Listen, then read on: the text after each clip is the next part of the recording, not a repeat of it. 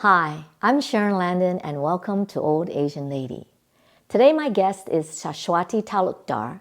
She is an international independent filmmaker whose work ranges from documentaries, narratives, and experimental films. She got her professional start as an assistant editor in the film and television industry for a TV show by Michael Moore in New York City.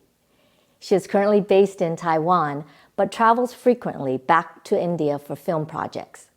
We chat about her work and what inspires her as a writer and filmmaker, overcoming challenges that she's faced as a woman in the industry, and her thoughts about marriage and aging.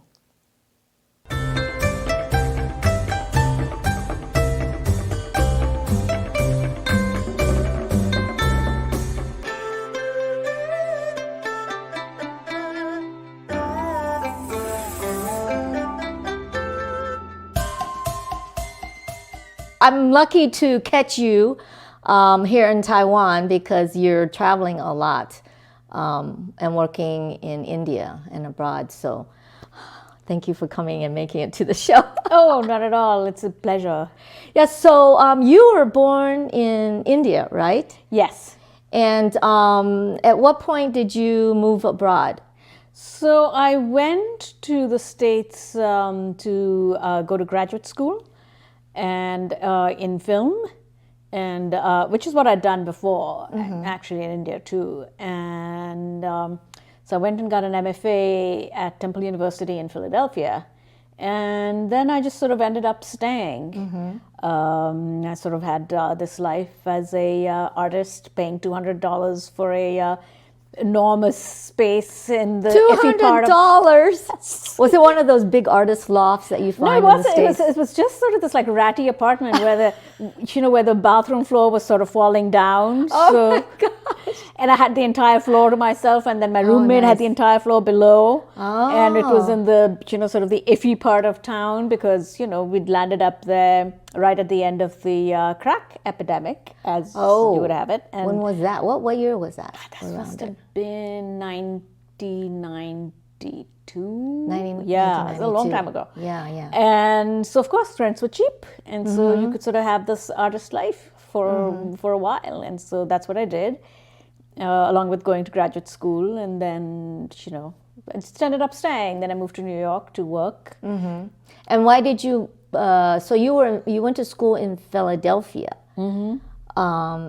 but then you went to New York. Was it because of job thing? Well, I'd had a wonderful life in Philadelphia. I had a never-ending scholarship at Temple University. Oh, you were on a scholarship. Oh, yeah. Whoa, was that like difficult to get into? I don't know. It must have been because it was, it was competitive. Wow. So, and it was endless. They would have just kept me on forever if I'd wanted to. But why is that? What was so special about that scholarship that allowed... Well, because I had a scholarship through the school newspaper. And, so I sort of worked there for 20 hours a week. The rest of the time I took, classes, and they paid me a stipend. And I loved being there, and they loved having me, I think, because they were very, they said, you just stay on, why do you want to leave? But, I'd accumulated enough credits for about 3 master's degrees, and I felt, okay, it's time to move on. I know, right? Oh my gosh. So, you moved on, you said, to New York. To New York because, I'd had a wonderful time in Philadelphia. It was lovely. You could just go everywhere on a bicycle. It was just marvelous. You could have this wonderful lifestyle. And then I just wanted to do something new. So something different, try something new. So I went off to New York to actually work for Michael Moore. Oh, yeah, I was reading that about Michael Moore. Wow, how did you get into there? Oh, was he famous at that time? He already was, yes. He'd already done Roger and Me and Pets or Meat and things like that. So he was doing a show for the BBC, and that was my first job in New York City. Wow, amazing. So what did you take out of that? I mean, working in a big, I guess you could say that he was a big deal.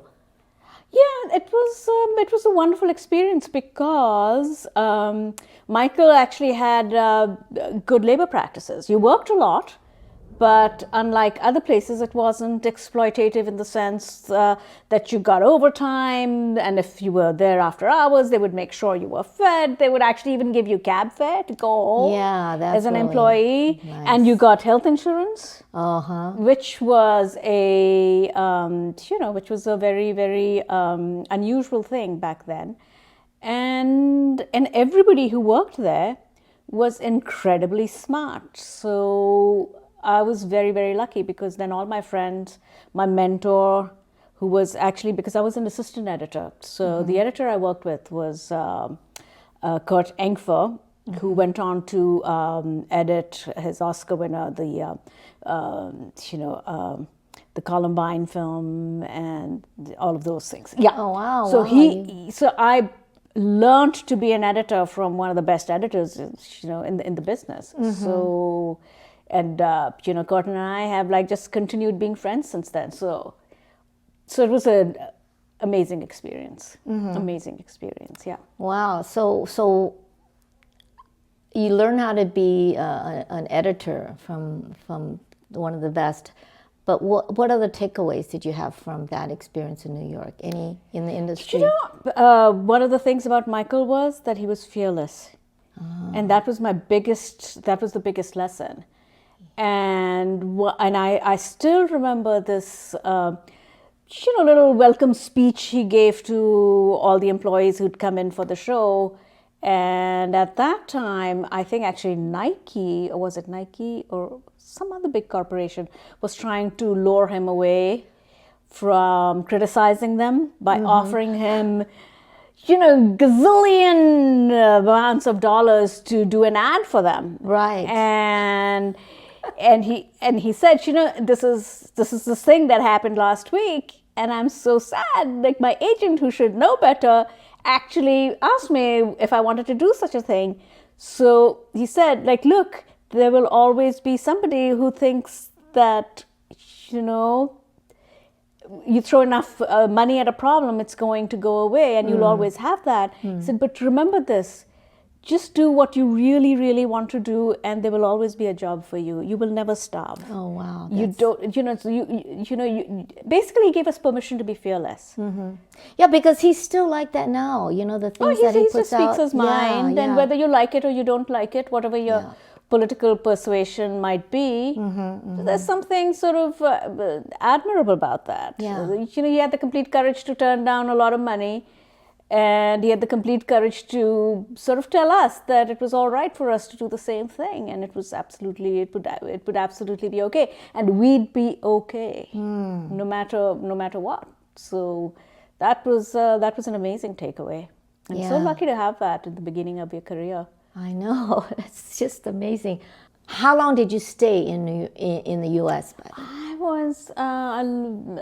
We lived in New York for about 7 or 8 years or something. 7 or 8 years. Yeah. We, you said? Who's we? Oh, that's my husband, who's a anthropologist. Okay. Oh, you guys met in New York, or you guys were we'd married? actually met in Philadelphia in graduate school. Oh, really? Well, so he was in anthropology, and you guys were not studying the same thing, but he was going to the same university, and we had classes. Some of our classes overlapped, and so on. Okay, and then he just went with you to New York. I mean, he could find a job in anthropology in New York. No, he was finishing up his dissertation. Oh, okay. Yeah. Wow, you guys have known each other for a very long time. Yeah. Yeah. So you guys were in New York. You stayed for 7 or 8 years. Did you ever get green card or citizen or or anything like that? I had a. They had. I don't know if the program is still around, but they had a. I think they still have it. You sort of get a. You can get a green card because of being a person of special abilities. That's considered valuable.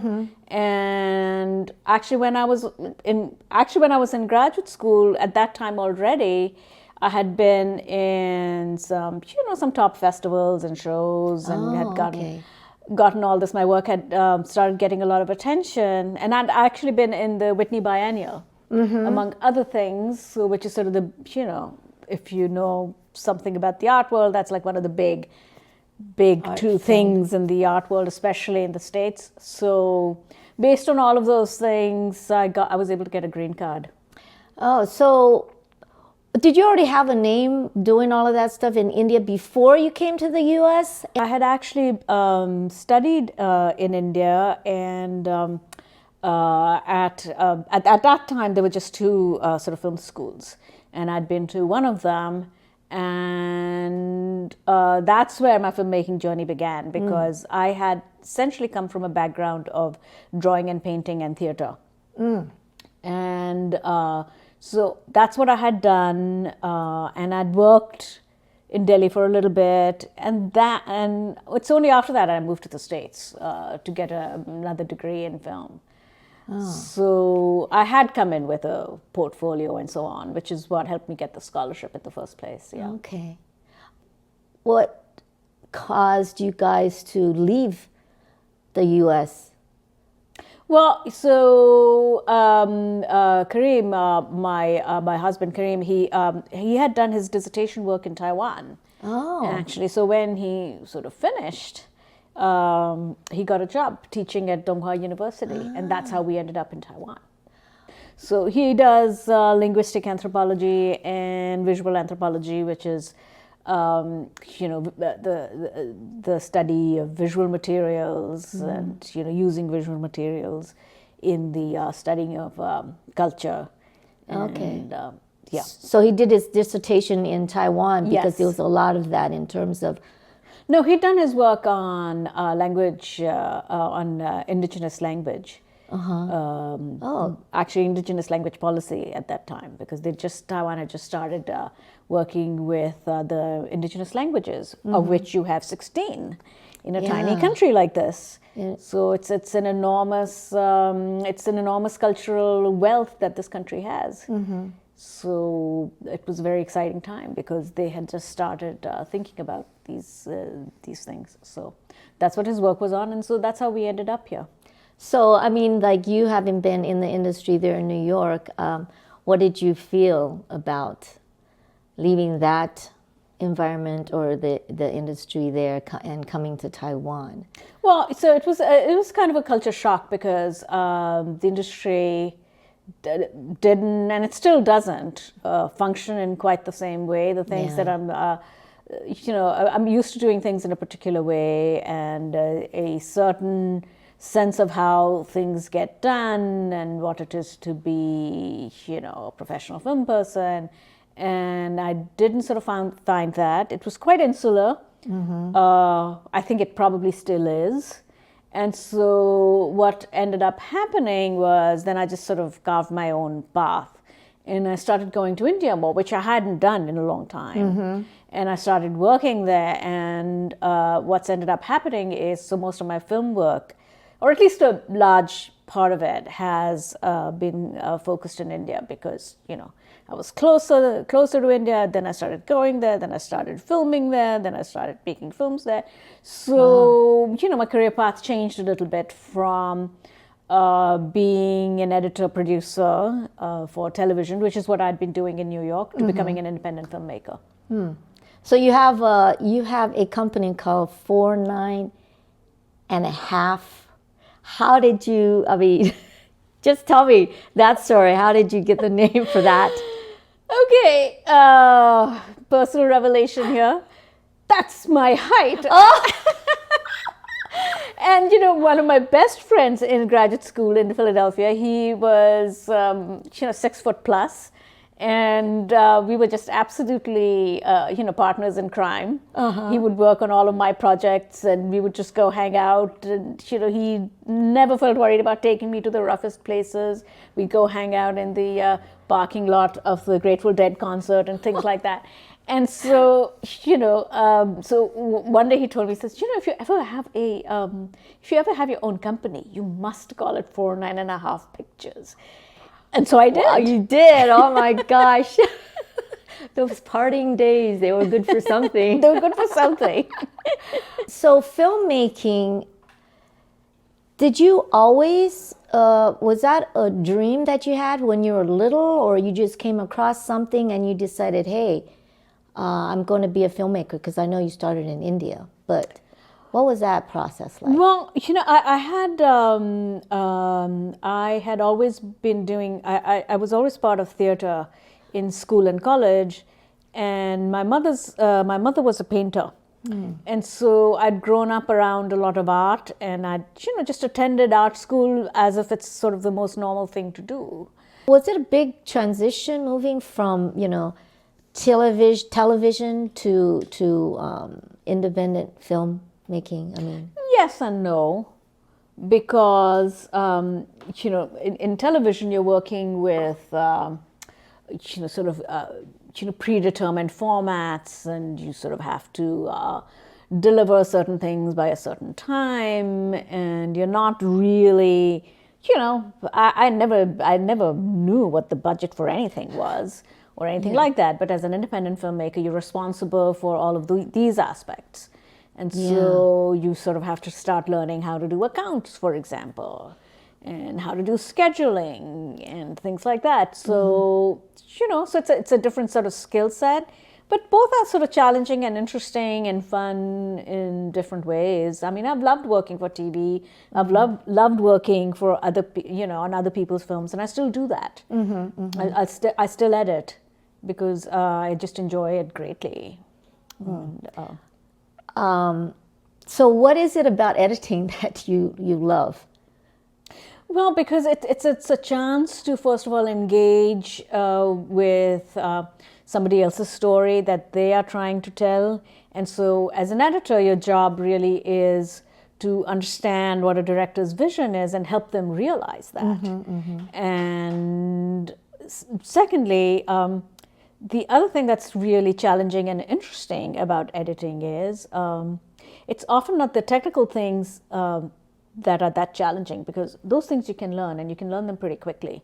What's challenging is sort of this meditative and this work that goes on in understanding what narrative is, how does it work, and how to make a scene work. And that kind of detailed work and that kind of engagement with storytelling is just very, very rewarding, I think. Oh, so how much leeway does, as an editor, do you really have to kind of shape the story? I mean, of course, according to what the director or producer wants, I guess. But yeah, because you're telling a story, you're telling their story, but do you have a little leeway to be able to kind of twist it a certain way, say, hey, I think this works better, or something like that? I wouldn't, the way I would sort of characterize it is really it's trying to understand what it is that the director's communicating and what is important for them to communicate, because there are always so many different choices, and they're making a choice, and you are making a choice in trying to make sure that whatever needs to get conveyed is in fact getting conveyed. Right. And so I sort of see it as a two-way dialogue. So, I mean, you also edit your own projects. Yes. Okay. Yeah. So in that way, you have full control over your Yes, narrative. and that's why I sort of realize how valuable it would be to actually have another editor, because then you can, because you have another resource, a whole other fresh brain to sort of See a different perspective. Right. put in things that you're not seeing, and so I think it's a good thing. I'd love to work with other editors, and I do love working with other editors. And in any case, even when I'm editing my own film, I make it a point to show it to people whose opinion I respect greatly and who understand storytelling, and I'll show it to other editors and see what they think. And because I just don't, I think film especially is a very collaborative art form, and part of the art form is also, having the right people with you, and and sort of respecting the resources that they bring. Yeah. Has there been any project ever or time where, you had this focus and this is what your vision is, this is thinking, and then someone puts in a different perspective and you're like, wow, and you actually, change it, because it's all about different perspectives and being open for. Oh yeah, it happens all the time. Oh, it happens all the time. All it's the like time. a regular thing. Yeah, and that's the fun of it, actually, and that's I think that's part of the pleasure of being a filmmaker. So, what's the biggest lesson that you have had in terms of, starting your own film company, being an independent filmmaker? You would say, or maybe what is the biggest challenges that you had to deal with? I know fundraising. Fundraising is always a big deal. challenge, and I think it's one of those things that never ends. So, so I think it still is a challenge, and it will and I just don't ever see it being less of a challenge. And that's, I think, in practical terms, that's the biggest challenge. Yeah, so you said you're doing a lot of your films. Most of all your work now is in India. And why was it that you chose that? Just because it's your culture, there's a lot more stories you can tell? I don't know exactly how that sort of came about, because it's not that I'm not interested in stories here. In fact, my very good friend Chris Lanning, who is a screenwriter and also has written a bunch of plays, he and I have written a fiction podcast set in Taipei, in a dystopian future Taipei. Oh, nice. Called Taipei Noir. Wow, right. I think I remember a little bit about that. Yeah.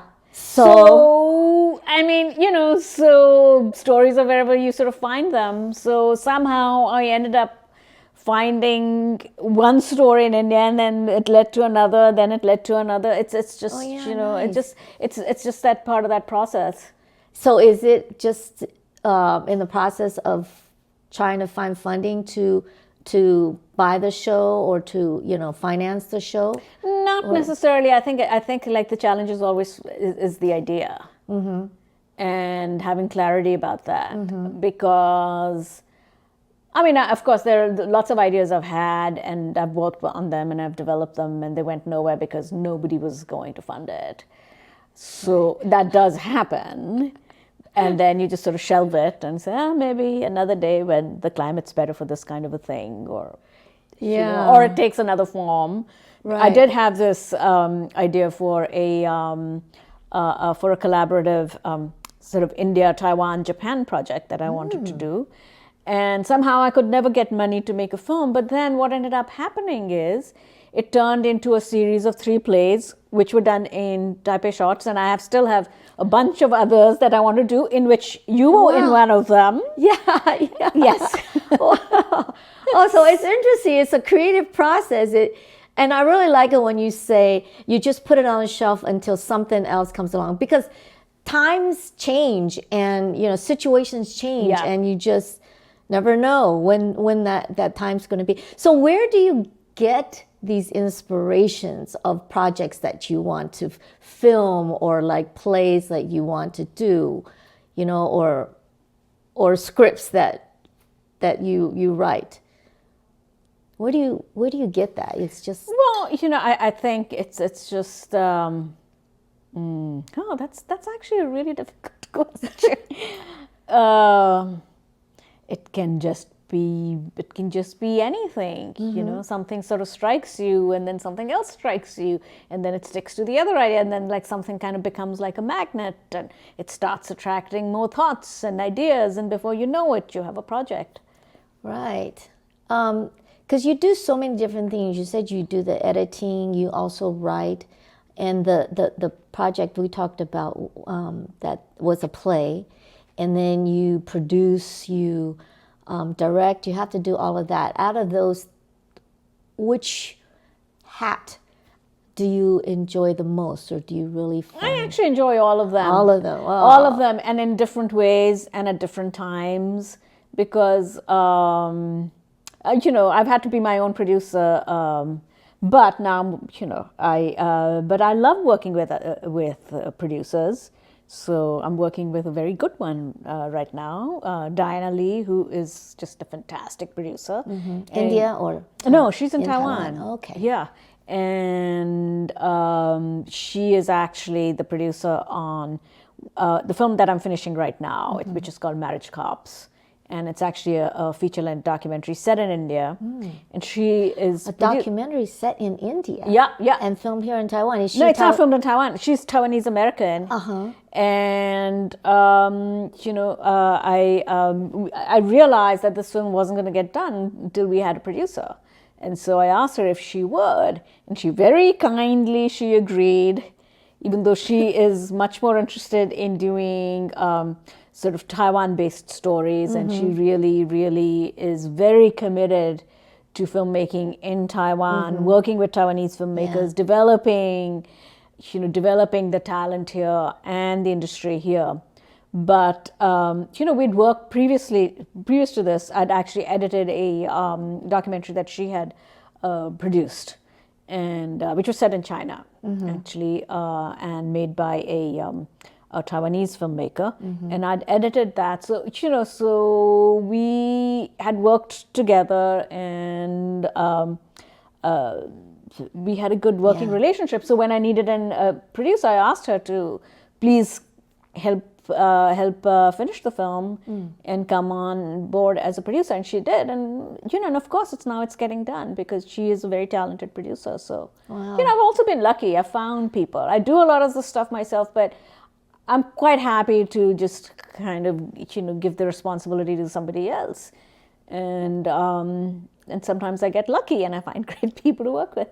I just feel like especially when you're pursuing something that you really love to do, and you're passionate about, that people are going to come in and be guided to you or something like that. I mean, maybe it takes a little bit longer sometimes than you would hope or expect, but I found out. I think you're right. I think eventually that's what happens. That's the same thing that happened with the plays too, which, by the way, I hadn't done theater in ages, but because of being in Taipei and in Taiwan, and there were all these amazing actors who were exquisitely trained, and they wanted to do a little bit more of English theater, and it sort of became an opportunity for people like me who hadn't done theater in ages to sort of come back and start writing plays again and start directing. And then I realized how much I loved it and enjoyed it.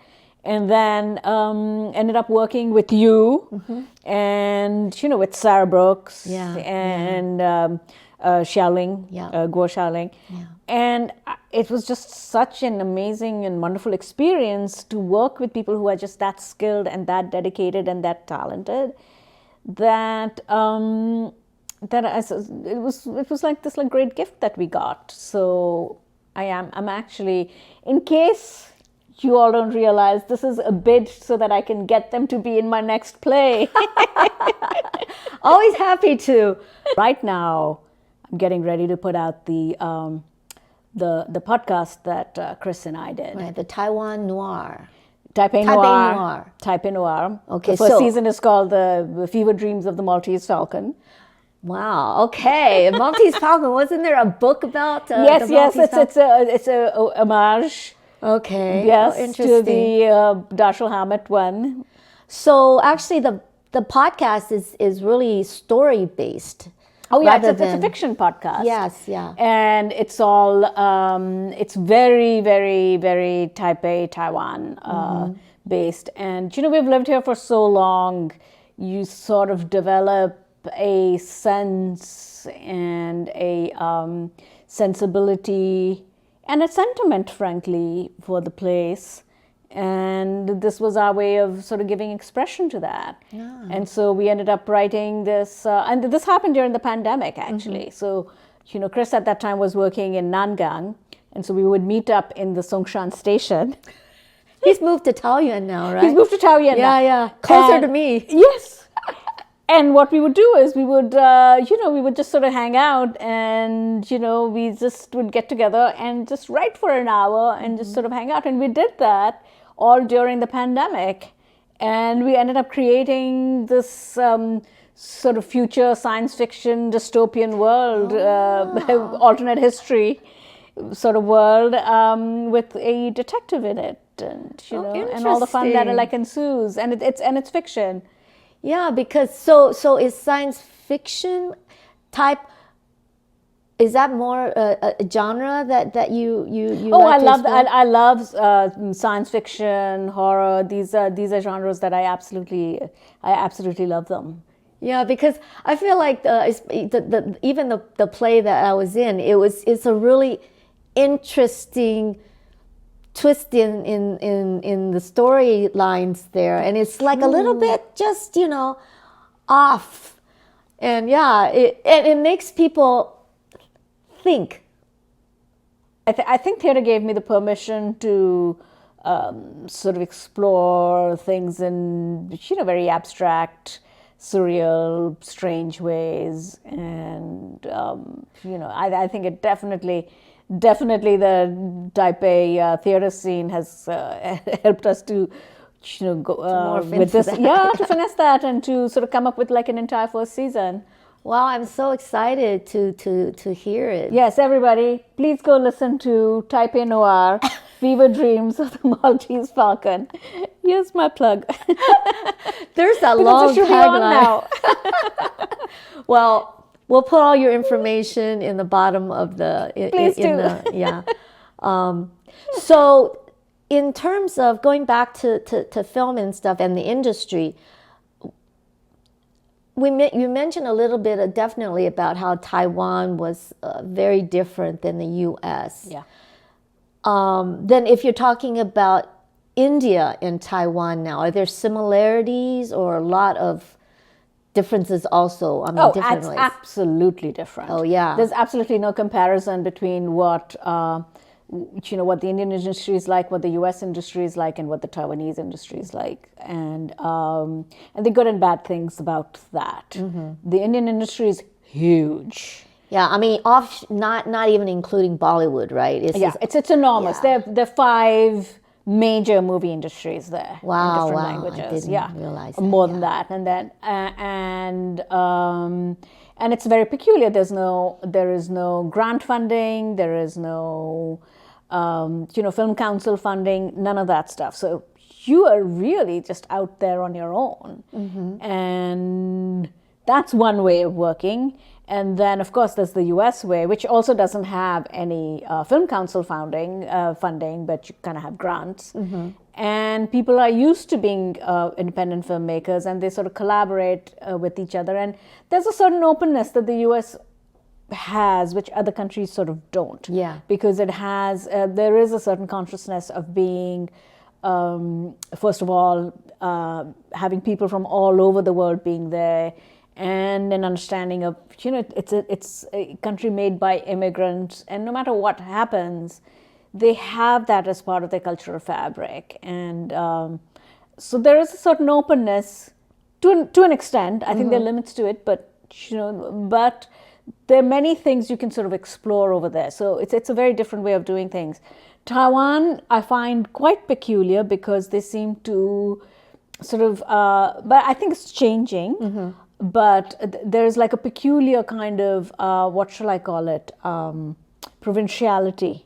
Yeah, it's not necessary. You said it's changing. It is changing. I think it is changing. But there is like a certain sense of being very, very provincial. The Taiwanese filmmakers, I've often, because I've often had assistants and so on, and they've all from here, and they've been wonderful. Mm-hmm. Really, some of the best assistants I've ever had have been Taiwanese. Mm-hmm. And then I tell them, like, oh, why don't you go work with this other friend of mine who's making a film? They're like, oh, no, we can't, because we work with that other filmmaker, and so we can't, they can't somehow break the group or some such thing. Yeah, it's very group oriented. Oh, actually, and very sort of hierarchical. Yeah, and just very strange. Mm-hmm. And then I often at international events, I don't find that many Taiwanese filmmakers pitching their projects or even trying to, do sort of more international exchanges or co-productions. Yeah, and they're always and also I think it's part of it's like got to do with the funding, because the funding is often coming from the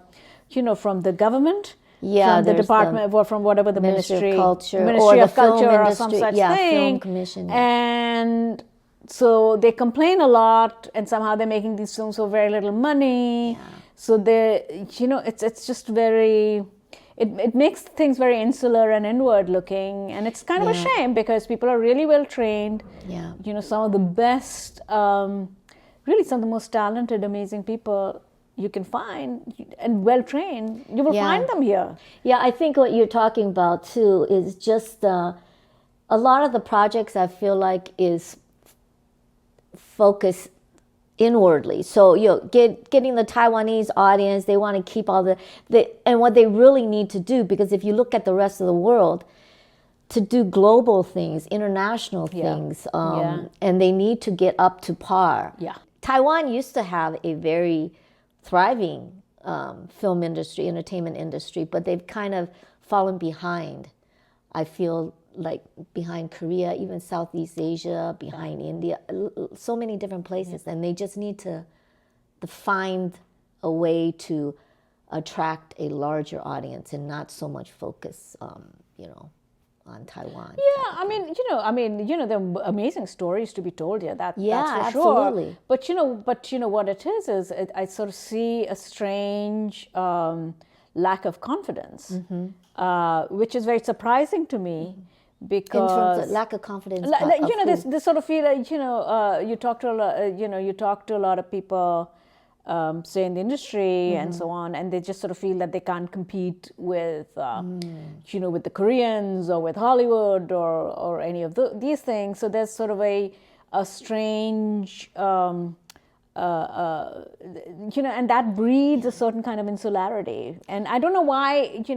I wonder if it's if it's dealing maybe with culture. You don't want to lose face. You don't want to embarrass yourself. You don't want to put yourself out there, and then I don't know what it's got. I mean, I'm not, I'm not a cultural psychologist or anything like that. So I don't know why that is, but it just seems that it's a lot of wasted talent, and also I'm sure it's a combination of all sorts of things. The particulars of like Taiwanese history and particulars of government policy and how how things sort of like function and so on. But that's like waiting around for the government to give you money. I mean, that's just, I think that like actually like has like killed the industry. If they actually left it open and more competitive, people would be more innovative, because the innovation is not just about, it's just not about how you set up a scene. It's also about how you produce something. There's a lot of creativity involved in how do you sort of get people to work on things, and what sort of, what sort of talent and brain are you sort of getting in? Actually, and that's why I find producing my own things sometimes rewarding, actually. Much as I like working with other people, but I sort of see the creativity that's involved in producing as well. Because the film that I'm going to start shooting now in, say, March, April, which is a fiction, again, set in India, I'm actually putting together my experience as a documentary filmmaker and as a theater person. Yeah, and so what I've done is like the screenplay is is sort of almost written as if it's a play. I'm sort of written the screenplay, but then I'm extracting it all out to be almost like a play. So I'm setting it up like a play, and then the people I want to actually be in the crew and to film it are all documentary crew members. So the person I've asked to be my DP is actually an amazing photographer. And I told him, he said, I've never done video. I said, it doesn't matter, but you know how to light. You understand how things work in depth. You understand scene making, because that's the sort of work he does. And I'm asking another young filmmaker who's a wonderful documentary filmmaker, sensitive eye. I told her, you come and do the camera operating. even though it's fiction, you treat it like as if it's documentary. But what has ended up happening is that I'm having to work with all the actors who are often quite raw because I'm working in my hometown. It's a small town. These people are not well trained in that sense of having had, the benefit of going to Stella Adler acting school or something like that, or the Yale Drama School. No, they basically come from community theater. So I've spent a lot of time, I put all my energy in actually working with the actors and doing workshops and creating characters, because that's where I see that the talented people, but I can't sort of conceive of a production in the way people normally conceive of productions. You sort of have the script, then you do the shooting script, and then you make your shots, and then you give your script to the actors, and then they show up, and then you do a take. And because that How do you do it differently? You treat it completely, you just turn it around on your head, and you work with the situation you have, which is, I have a huge collection of talented, motivated, interesting, bright people, and you work with them. And I have I have all these like really talented people who may not necessarily be doing fiction film as we understand it, right. Because, and I know if I tried doing that, it would just come out looking really dead. So it's just better for me to just work with these amazing people, whom I'm interested Draw out in. their talents and Right, draw and I'm out. excited by that. I'm Right. excited by how talented they are and how bright they are and how much fun it is to sort of interact with them, and they bring so much. And so it's better to work with that rather than trying to, impose some sort of structure on them where they can't, where I can't really get to that great stuff that they have between their ears, Yeah, how do you draw that out? That's the thing, because ideally, I think that sounds amazing, but it seems like there's not as much of a structure that you want to do in there. But how do you? Actually, you have to be even more structured. Really? Yes. Okay. You actually have to be even. You can't just be. It just can't be sort of like this, like laissez-faire thing. Right. You actually have to be very, very precise, and it's actually more work doing it this way than it is the usual, and which is why those conventions are in place. Yeah, because then if I'm thinking of all these people that you have to work on the project, you're really needing to oversee everything. If they're not used to being in a particular, they used to be in documentary, they've never done story, so you actually have to. You have to oversee them. Yeah, actors that are not super trained and things like that, but they do have. You still have to work with them to draw. Yeah. Okay. Yeah, and so that's why you sort of it's like I sort of call it my own personal version of the seven samurai, because I have to go out and find the right warriors to be in this battle with you. So I mean, if you remember that movie, I do. I mean, most of the movie is really about finding the right people and finding all these amazing people who will go defend the village. It's sort of like that. And so that's part of the fun. And because if it's not fun, then it's not worth doing. Yeah. But it's actually more work and it's more discipline. Okay. That's essentially, interesting. So that's going to be in India. So you'll be going back to I'll be going back to that. film that. Okay. Yeah.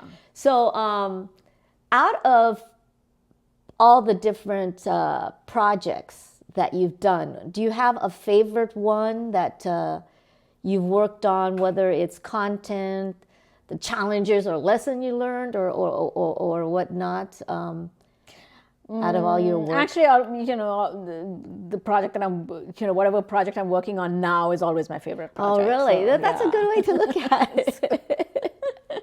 No, I did see that you had a one project which was, you said it was a love letter to your hometown, and it was about the paintings and the pictures and the stories and things like that. Can you tell me a little bit about that and how that came about and what you were trying to achieve with that film? What's called Wall Stories. Yeah. Oh yeah. So the town where I come from, it's a very special place because first of all, it's always been sort of on the periphery of great empires. It was on the periphery of the Mughal Empire. It was sort of like a little little cul-de-sac in the British Empire. And it has a really interesting history of being sort of a very mixed sort of a place, even though it's in the mountains, but it's really people from Punjab, if you know anything about sort of Indian geography. So, where I'm from is like the Western Himalayas. Yeah. So it's, the major ethnic group there are like, these people called Garhwalis. And because it used to be the kingdom of Garhwal. But the people who sort of migrated over are from the Punjab. And so really the urbanism in this area kind of comes from this other place. And not just anybody who came and started creating this urban culture. It was like one of the Sikh gurus who actually didn't become a Sikh guru. So it sort of has this really interesting, very not really part of like the sort of Indian narrative of how people sort of think of like Indian history, Right. or what we sort of learn in school. It's completely it's very, very contrary to all of these things, and all of those things have gone into making this town. So, for example, the church in the school that I went to, the St. Joseph's Church, it has beautiful mural paintings, but they weren't painted just by anybody. It was painted by an Italian prisoner of war inmate. Yeah, because they were housed there in the town. So it's got layers and layers of these things which make it a very cultures, different aspects. Different aspects of it. It's a very, very rich place. And so, so of course I grew up with being around these things. And you were interested in art, and your My mother was a painter. Right. So I'd grown up around these things, and I knew that there was just all this amazing stuff to sort of think about and look at and ponder upon. So so I really wanted to do this project, and lucky for me, a foundation in India was looking for people to basically document exactly this sort of thing. Oh, nice. And so yeah. So I saw my opportunity. I said, "Oh, please, would you support this?" And they said they would. So I was able to do this film, and so I accumulated an enormous archive of amazing documentation of the paintings that do survive all across the valley. And they're all on walls, I guess, or The mural paintings, yeah. And then are they pretty well preserved? Some are preserved, some are just falling apart, and some have in the course of preserving them, some have been, like, I would say, destroyed. So all sorts of things have happened. So I'm really glad I made the film when I did. Yeah, I mean, it seems like that the government or something in that area or in your hometown would be interested in preserving that, because that's part of their history and it's part of the culture, governments right? come and go, and then they have different priorities, and you don't really know, like, what they're interested in or what's going to happen, but can't wait for them. Can't wait for anybody to sort of wake up. If you see something, just go do it. If you can. I wanted to ask you about the industry that you're in, and being in this industry, which is, the filmmaking. Yeah. It's still male dominated. Absolutely. Yeah. So what are some of the challenges that you've had being a woman filmmaker, editor, or whatnot in this industry? Well, I think the sexism that you're sort of implying, I think it's a real thing. Of course, I mean, that's absolutely true. And, these studies keep coming out from Hollywood, and, how women don't have speaking roles, or they speak a smaller percentage. And of course, there are hardly any women cinematographers, hardly any women directors. And all of these, and all of those things are like absolutely true. There was a big report that came out from the Malayalam, which is like one of the main language industries in the south of India, about the challenges women face and sort of the sexual harassment and lack of equity and pay. All of those things are absolutely true, and I think they're sort of still true. And then that's something that, of course, you're sort of fighting against. And maybe it's become less, maybe it hasn't. I don't know, because I've had to deal with it my entire life. And it's absolutely true. It's absolutely true. And men are allowed to fail upwards. Women, not so much. Yeah. They're just not.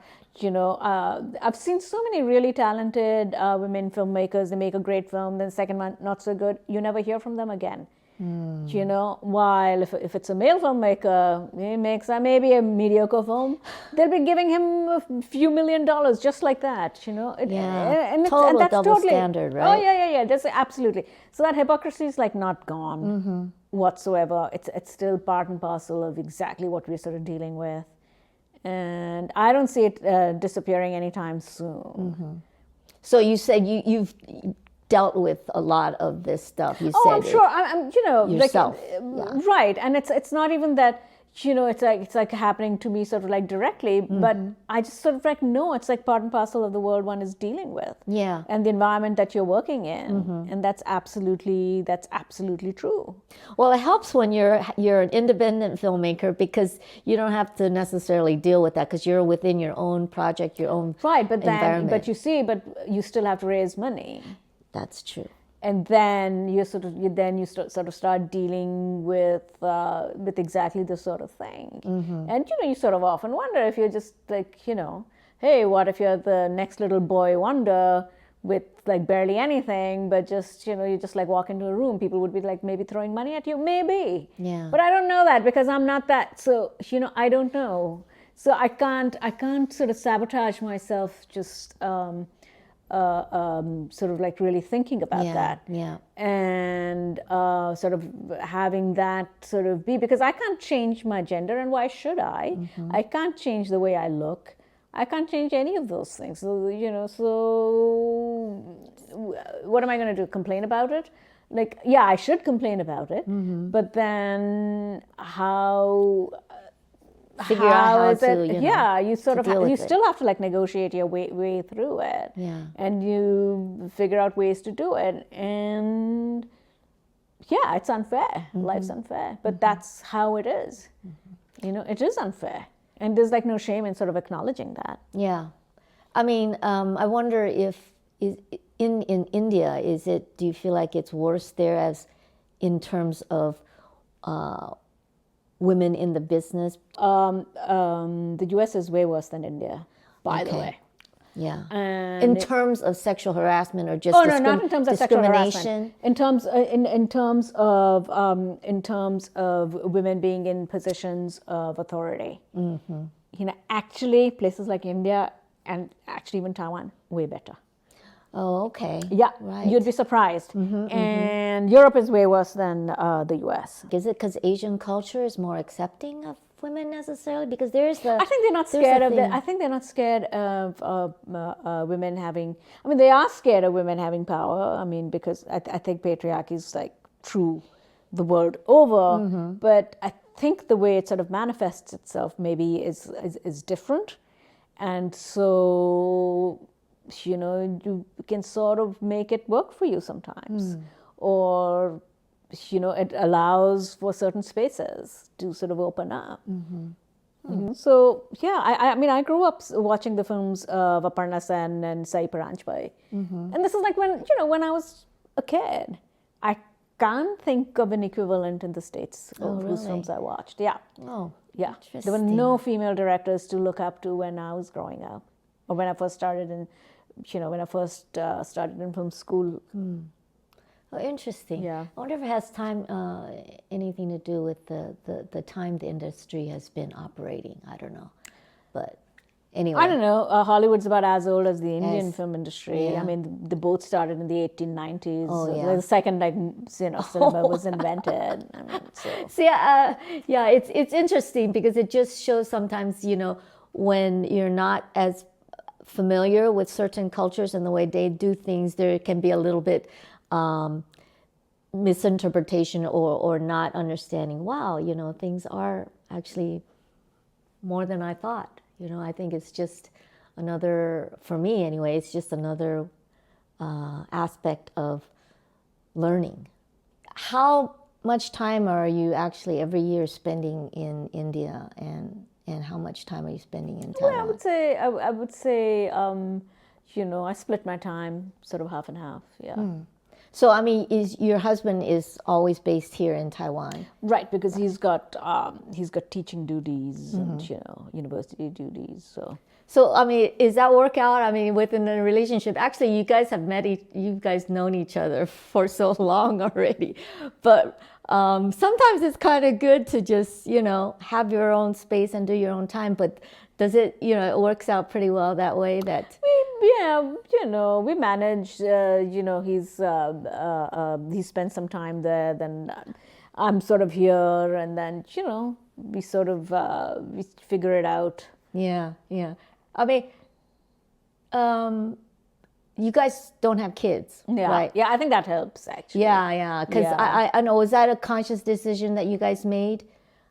No, it was like one of those things that sort of like came, sort of creep up on you, like, oh, okay, I guess no children around. Yeah, I mean, for me, it was always because I worked abroad quite a bit, and always going back and forth. And my gynecologist is, as I started aging, he's telling me, and I'm like, it's not the right time, not the right person. And then it just got to be, if it happens, it happens. If it doesn't, it just wasn't meant to be. Yeah, life happens. Yeah. And a lot of times, I mean, I love kids, and so I don't have, but it's good to. But you have nieces and nephews, right? Yeah, so they can go home. Right. They don't have nieces and nephews, and then and what sort of like one realizes is like one has. You build a family with, you have friends and you have cousins that you like. Yeah. It all works out. I feel like because you travel a lot, and I used to always travel a lot, that sometimes, it's just works with the lifestyle. Yeah. But, we're talking about kids and aging and things like that. And how do you feel about that now in your life? Because obviously both of us are very middle-aged. Yeah. Absolutely. I mean, do you feel like you're gracefully aging? Because you're doing a lot, I mean, I find that age is such just a perception that people have in terms of, oh, you're such and such age, yeah, you're too old, or blah, blah, blah, blah. But that's not true, So how do you find yourself at this time in your life in terms of your age and what you want to do, what you've done? With aging, I think for women, our lives actually get better when we age. Because I'm seeing that. Because you sort of don't... you sort of have more agency, I think, as you sort of grow older, and a lot of the pressures that you have when you're sort of younger, you sort of don't have them anymore. Yeah, don't worry about them. You don't worry about it, and you don't worry about so many things that you sort of had to when you were younger. And I think actually aging is easier on women than on men. That's my impression. I could be wrong. I think that's so. Interesting. Yeah. Okay. I think it's easier on us. But what I think which I don't enjoy about aging is all the aches and pains. That is, like really, like that's one advice I would give to my younger self is like exercise more and eat healthy, because it's going to suck if you have lots of aches and pains when you grow older. That's the one thing that I think I don't enjoy. Yeah. At all. Yeah, I started doing yin yoga again, because that's more about just stretching and holding poses rather than really, really, really active stuff. But it's an 8-week type of thing, and so by the time into the second week, I feel like I'm a little bit more flexible. But I'm at the beginning again of another 8-week episode, and those aches and pains, and it's like, oh my gosh, I know, and you just can't, and you can't miss a single day. It's just those days of just being able to stay up all night and, Yeah. be fresh as a daisy after like 2 hours of sleep. No, that's not happening. No, right. But I feel like, women our age, it's true. In certain ways, I feel a lot more free to think and do. We have so many different experiences and we learn a lot of things and we know how to do them better than the next time. But maybe the perception that for aging women, it's more coming from the outside, other people, how they perceive us and how they see where we fit in the industry or in the culture. Because, like, for example, in Taiwan, honestly, from when I'm going out for projects and things like that, they kind of look at your age and they're like, oh no, you can only be a grandma or you can be old. Right. They see women our age differently. True, and yes, I hear what you're saying, and I think people's experiences change depending on sort of what they do and what they don't do, and I know like a lot of my girlfriends complained about how they sort of feel sort of invisible because people aren't looking at them anymore. And I sort of realized that there were two things that was going on. Sort of my Western friends, back in the States and things, they were complaining about this a lot more than anybody here complains about feeling invisible. Interesting. That was sort of really interesting for me, and that's just my personal experience. Yeah. And secondly, what I for somebody like me. Who I think I would have had a very different experience like that maybe if I was say an actor or in a position where people actually sort of have to look at you. You kind of have to have like a public you have to have a public persona, which I sort of don't. Oh, that's true. You're more behind the I'm behind. the scenes. I'm always behind the scenes, and and one of my jobs always has been. Working in film for all these years is to really sort of be an observer. So if I'm like disappearing into the woodwork, it's actually a good thing. Yeah. So it doesn't. So it's not a problem for me at all. Yeah. Why did these friends of yours, women friends of yours, why did they feel like they're invisible? I mean, was there an explanation, or they say that because they're not necessarily concerned about making themselves pretty, or just because they're just overshadowed by younger women? I think what they were sort of like referring to is somehow not sort of being objects of desire anymore. And that's somehow being and feeling a sense of loss because of that. Might have something to do with your self-image, your self-confidence. I feel like women that are older and they have things that they're still, things that they're still excited about, chasing dreams or doing things like that maybe that doesn't come necessarily into play. Because there's a lot of times I see myself and I think, oh, I never thought that I was going to be this age.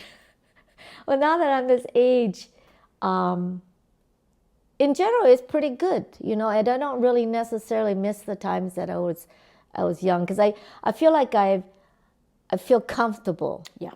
With who I am right now. And that's a wonderful feeling to have. Really. The other thing about aging I have to ask is, you have gray hair.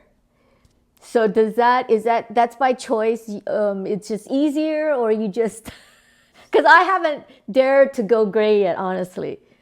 But okay, so I love my gray hair, and I guess I'm like one of the lucky ones because it's like grays in this pattern where it's like this like stripe, streaky a little bit, a little bit, and I am a big advocate of gray hair. For me, it works for me. Because what I find, because see, I'm mostly working in Asia, right? So I'm working between Taiwan and India. And over here, being an older person is actually a good thing. And so it depends on which aspect we're looking at. Yeah, definitely. Right. So it gives me authority in many situations. And I find it quite useful actually having gray hair.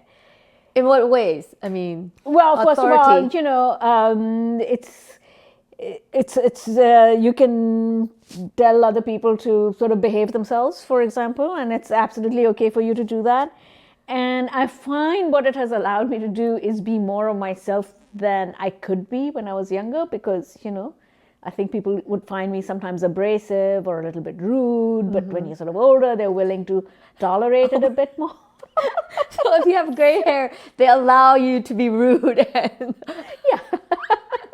but that's a good thing. Because I always wonder, because men, I always feel that men, it's like a double standard again. It's men who have gray hair or whiter hair, they're distinguished.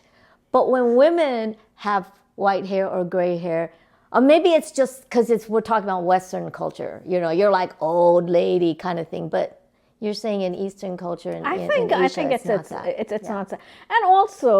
And it's also you know, this is I learned to enjoy it actually. So, you know, I sort of started really enjoying sort of the patterns it makes, and then when I want to do something interesting, I can streak it blue, which is what it is right now. I don't know if you can see it in the video. Really. You know? Oh, I see right here where it's white, you got it blue. Yeah, so you know, I'm able to put in blue streaks, and then they show up, and I can sort of have more fun with it. So, you know, so I'm a big advocate of But this part here, I can really see blue now when you're talking about. But this part here, was it natural? It's all natural. Oh, just this right is how here, it. Yeah, in this terms is of how wider it. than the rest of your hair. Yeah. This so is how it sort of grew out. Yeah, so. I feel like that gives it just a little bit of, you know, chicness or a little bit I of just enjoy twist. it. You know, it's and it works for me. It may not work for everybody, so you know, I'm not going to be prescriptive about everybody should go get, you know, be gray. Like, no, do what you're comfortable with.